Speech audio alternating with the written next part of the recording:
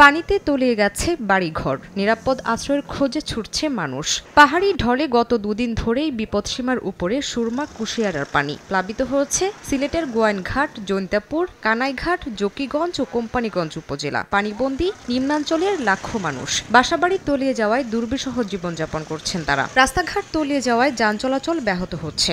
দোকানপাটে পানি ঢুকে পড়ায় বিপাকে ব্যবসায়ীরা। এদিকে ঢলের পানি ঢুকে পড়েছে সিলেট নগরীর তালতলা ফায়ার স্টেশনে। এতে ক্ষতিগ্রস্ত হয়েছে গুরুত্বপূর্ণ যানবাহন সহ আগুন নেভানোর যন্ত্রপাতি। ঝুঁকি এড়াতে মূল্যবান মালামাল অন্যত্র সরিয়ে নিচ্ছেন ফায়ার সার্ভিস কর্মীরা। এখানে ঘর দুয়ারে পুরো সম্পূর্ণ ঘরে উড়ে পানি উঠে আপনার একেবারে ঘরে থাকার মতো পরিস্থিতি না, সব রুমে পানি।